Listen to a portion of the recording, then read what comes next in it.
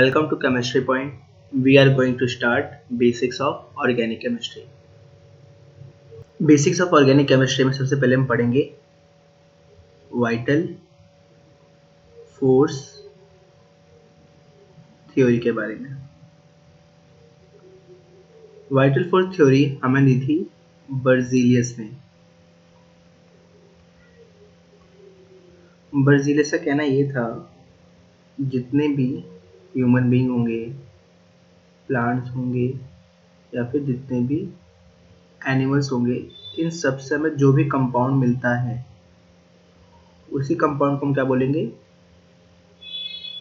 Organic compound. समझ में आया? वाइटल फोर्स थ्योरी दी थी बर्जीलियस ने। बर्जीलियस का कहना ये था कि जो ऑर्गेनिक कंपाउंड होते हैं वो ऐसे कंपाउंड होते हैं जो हमें लिविंग बीइंग से मिलते हैं। लिविंग बीइंग यानी ह्यूमन भी हो सकते हैं, प्लांट भी हो सकते हैं और एनिमल भी हो सकते हैं। तो इसमें हम लिख सकते हैं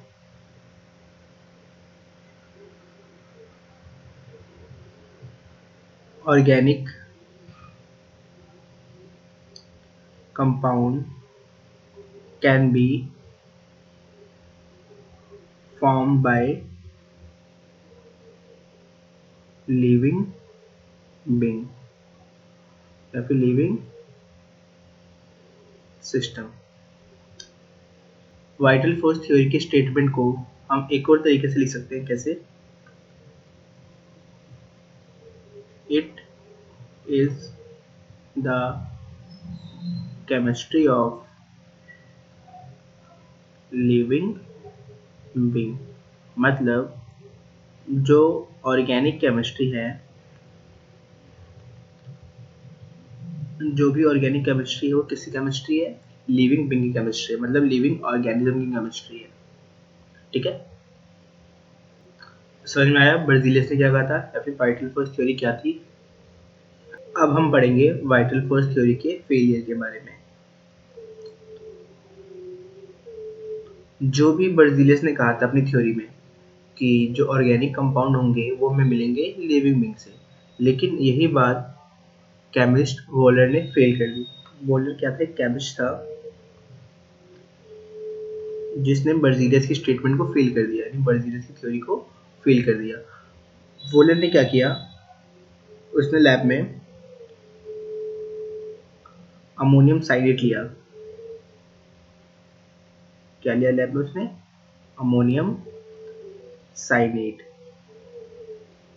उसने अमोनियम साइनेट को जब हीट किया तो उसे मिला यूरिया।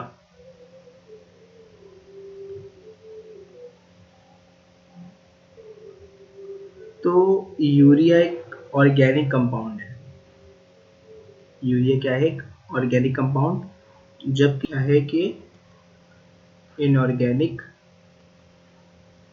कंपाउंड। बर्जीलियस के टाइप पे थ्योरी थी, या बर्जीलियस की थ्योरी थी कि ऑर्गेनिक कंपाउंड जो भी होंगे वो हमें मिलेंगे लिविंग बीइंग से या लिविंग सिस्टम से मिलेंगे।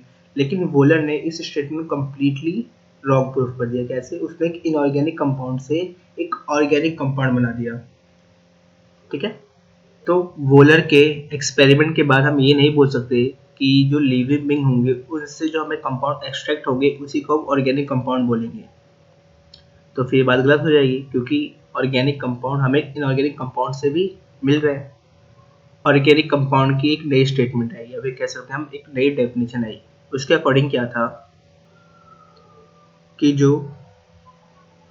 ऑर्गेनिक कंपाउंड होंगे, क्या होंगे? Organic compound. उसको हम क्या बोले? कंपाउंड फ्रॉम लिविंग बीइंग या फिर कुछ और। तो उसके लिए नई डेफिनेशन ये आई कि compound of carbon is known as organic compound except carbon monoxide, carbon dioxide, carbonates and carbides. ठीक है, या फिर इसी चीज को हम ऐसे भी लिख सकते हैं, एक ऐसे कंपाउंड जिनके पास कार्बन हो और हाइड्रोजन हो, कम से कम उसके पास कम से कम एक कार्बन होना चाहिए और एक हाइड्रोजन होना चाहिए। अदर एलिमेंट्स में और may not be present। दूसरे एलिमेंट हो भी सकते हैं प्रेजेंट और नहीं भी हो सकते हैं। जैसे बताना,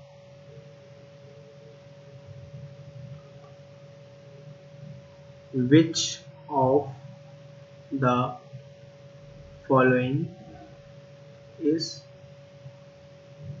organic compound? पहला है C6H12O6, second C6H6, third CO2, fourth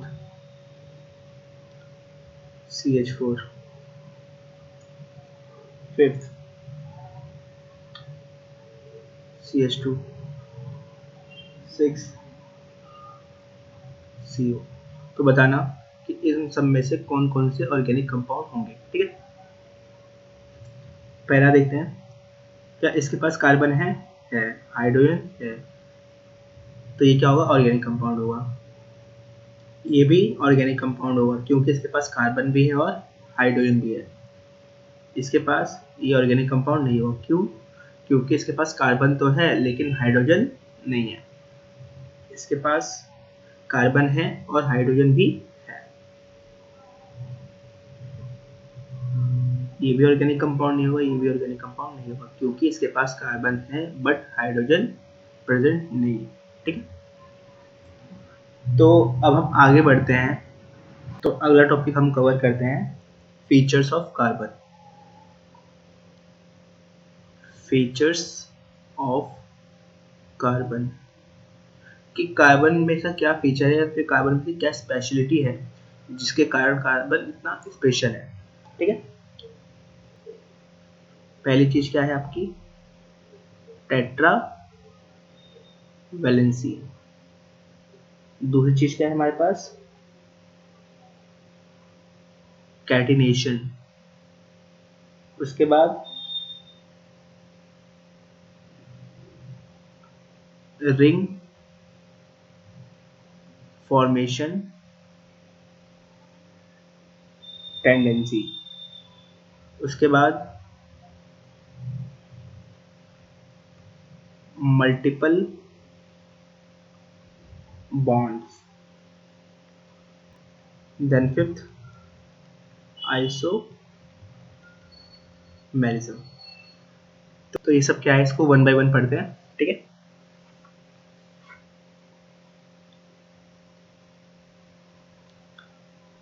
पहली चीज क्या है,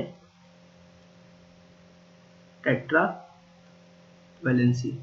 तो टेट्रा वैलेंसी सबको पता है कि कार्बन के पास एबिलिटी होती है कि कार्बन 4 बॉन्ड बना सकता है। ठीक है, और वो 4 बॉन्ड कैसे बना सकता है वो देखते हैं।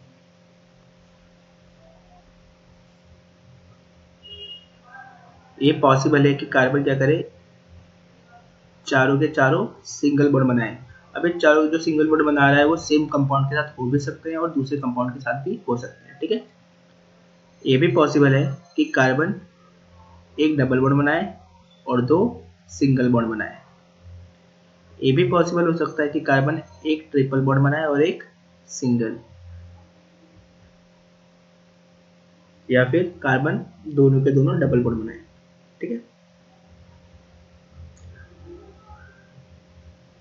जनरली जब कार्बन इस टाइप के बॉन्ड बनाता है तो वो आते हैं एल्केन की कैटेगरी में, और ऐसे बॉन्ड आते हैं हमारे पास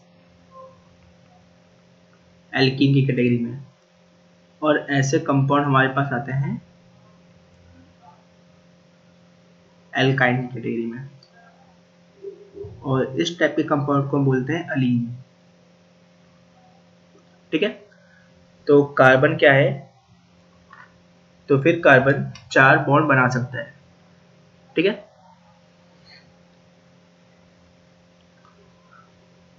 तो इसका मतलब ये है कि कार्बन के पास एबिलिटी है कि कार्बन 4 बॉन्ड बना सकता है, और वो 4 बॉन्ड कैसे बना सकता है हमने देख लिया। वो एल्केन भी हो सकता है, वो एल्कीन भी हो सकता है, वो एल्काइन भी हो सकता है, वो अलीन भी हो सकता है। ठीक है। Second, catenation. कैटिनेशन को हम पहले लिख लेते हैं, self linking property of carbon. ठीक है। इसका मतलब ये है कि कार्बन की एक ऐसी प्रॉपर्टी है जिससे कार्बन अपने ही जैसे दूसरे कार्बन एटम के साथ जुड़ के बड़ी बड़ी चेन बना सकता है। ठीक है। Self linking property of carbon to form long chain. ठीक है। कार्बन दूसरे एटम के साथ लिंक होके बड़ी बड़ी चेन बना सकता है। ठीक है। ये हमारे पास क्या है, एक स्ट्रीट चेन। ठीक है। कार्बन ब्रांच चेन बना सकता है जैसे,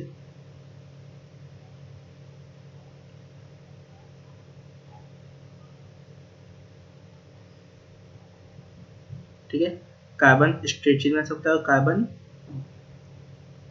ब्रांच चेन भी बना सकता है। थर्ड हमारे पास है ring formation tendency. Ring formation tendency मतलब एक कैटिनेशन का थोड़ा एक्सटेंशन है कि कार्बन जैसे स्ट्रेट चेन बना सकता है, कार्बन ब्रांच चेन बना सकता है, उसी तरीके से कार्बन रिंग भी बना सकता है। जैसे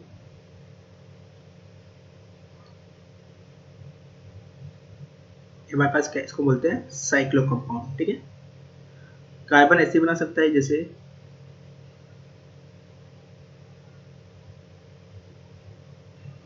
इस टाइप के कंपाउंड को हम बोलते हैं बाईसाइक्लो कंपाउंड। या फिर कार्बन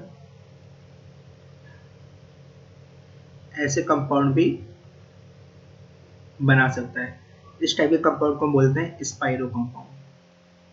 ठीक है।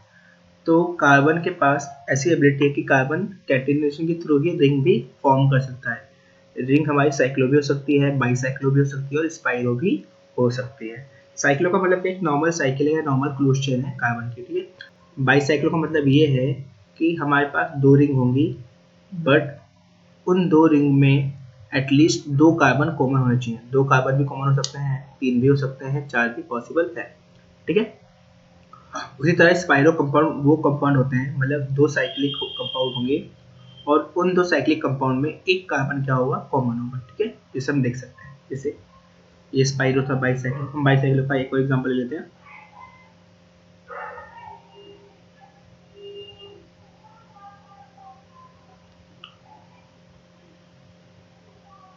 तो इस एग्जांपल है बाईसाइक्लो का। ठीक है। इस कंपाउंड को भी क्या बोलेंगे, बाईसाइक्लो। ठीक है। आगे बढ़ते हैं। फोर्थ पॉइंट हमारे पास मल्टीपल बॉन्ड्स। ठीक है। कार्बन के पास एक ऐसी स्पेशलिटी है जिससे कार्बन एक ही कंपाउंड से अलग अलग टाइप के बॉन्ड्स क्रिएट कर सकता है, फॉर्म कर सकता है। जैसे सिंगल बॉन्ड भी फॉर्म कर सकता है, डबल बॉन्ड भी फॉर्म कर सकता है और ट्रिपल बॉन्ड भी फॉर्म कर सकता है। उसी तरह से कार्बन नाइट्रोजन के साथ सिंगल बॉन्ड भी फॉर्म कर सकता है, डबल बॉन्ड भी फॉर्म कर सकता है और साथ में ट्रिपल बॉन्ड भी फॉर्म कर सकता है। ठीक है। तो कार्बन के पास एबिलिटी होती है कि कार्बन सेम ही कंपाउंड के साथ या फिर सेम ही एलिमेंट के साथ अलग अलग बॉन्ड शो कर सकता है। सिंगल भी शो कर सकता है, डबल भी शो कर सकता है, ट्रिपल भी शो कर सकता है। ठीक है। Next is isomerism. आइसोमेरिज का मतलब क्या होता है, same formula but different structure. जैसे